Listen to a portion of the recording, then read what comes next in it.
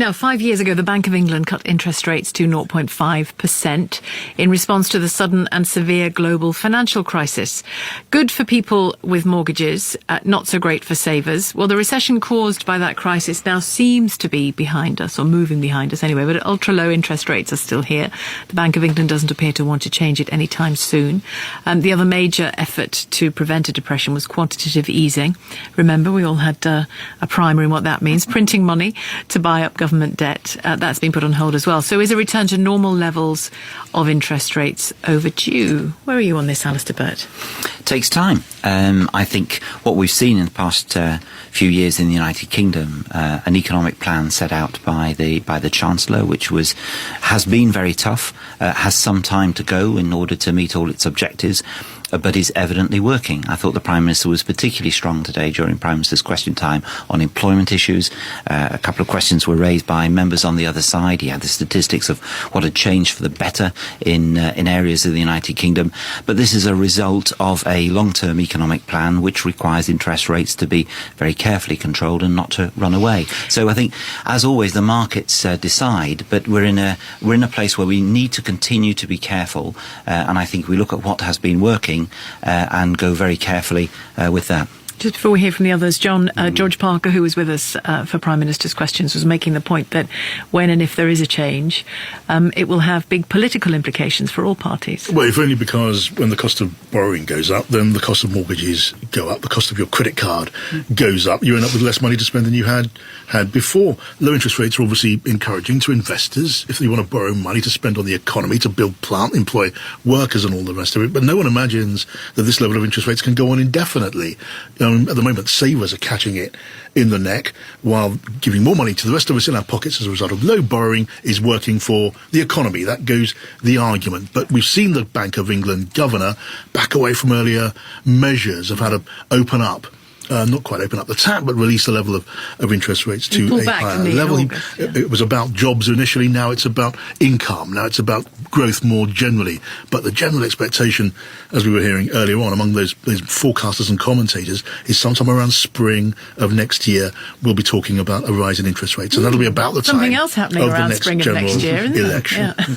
That interests the people in this room. And that is why, and that is why, of all of the economic reforms of the last government, the decision to make these decisions independent by the Bank of England is a good one, because it will be really, really difficult if and when it happens. But it's right that this has been taken out of short-term political gains. Let's bring in, I will hear from Jean Lambert and Stephen Lloyd. I've married them off. First, Simon Rose is, thank you. Yeah, that's somewhere in the back of my head. Simon Rose is from the campaign group Save Our Savers. Hi, Simon. Hello. You think they should have risen by now, do you? Yes, in conjunction with somebody like Andrew Sentance, for instance, who used to be on the MPC, feels that, by raising them now as the economy recovers and doing so gently, prevents the chances that later on they'll need to be raised rather sharply, which would be much more of a jolt to the economy. Stephen Lloyd. Too early. I think one of the things that was very, very significant 15 years ago was giving the Bank of England independence over interest rates, because forgive me as a politician, but it means that politicians are less able to actually manipulate interest rates for short-term gain. And I think we are showing how that works, particularly at the minute. The economy is turning around very, very strongly. In my own constituency, Eastbourne, unemployment's dropped over a third in the last 18 months. So I think they will be held a bit longer. I agree with John Pinnard that obviously, inevitably, they will begin to face more pressure going forward, probably in about a year and a half or so. But I don't actually see us getting back in any way, shape or form, even to the 5 or 6% interest rates of not so many years ago, because there's such an understanding within the global economy that high interest rates are absolutely catastrophic for the world economy. So I think it will remain low for quite a lot longer. Just on that score, I'm very pleased that our Pensions Minister, Steve Webb, is actually trying to adjust the rules to allow people to adjust their annuity. I think Simon wanted to come in on something you said there. Simon Rose. Well, the trouble is there's this general perception that low interest rates are somehow automatically good for growth. We've taken £326 billion away from savers.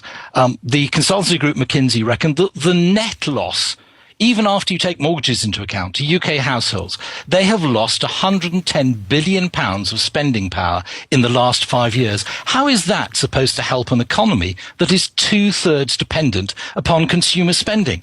The environment of monetary policy and QE in the last 5 years has savaged our pension funds, it's cut annuities in half, it's caused house prices to rise, it's caused inflation to rise, it's caused the pound to fall, it's exacerbated the cost of living crisis. We need to challenge this general perception that low interest rates are somehow automatically healthy for the economy. If they were, why is our economy still below the let Stephen pre-crisis Lloyd level? respond to that, and then I'll hear from Jean Lambert. The problem, Simon, with your argument is that it's not a challenge because low interest rates are working and the economy's turning out of the hardest recession for 70 years. But the point I was making just before you came in earlier was that the government, with Steve Webb, the pensions minister, is actually doing some very serious thinking around about how we can flex the annuities more so that people can dip in and out, and you do get better rates at annuities. The problem is for many, many decades, once you've got an annuity, you're locked into it.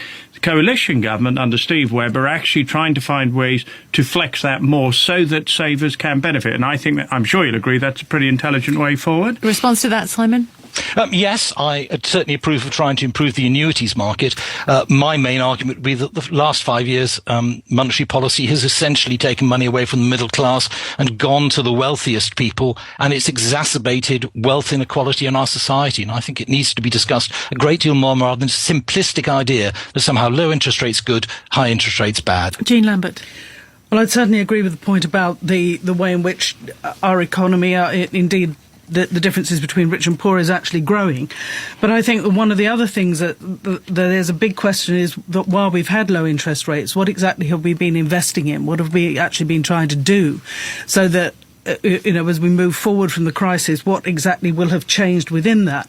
We still have extremely high levels of personal debt in this country, and therefore a shift in interest rate, as was being said earlier, will have an extremely strong effect. Do you think there's or is there any evidence that the very low interest rates have encouraged even more debt taking?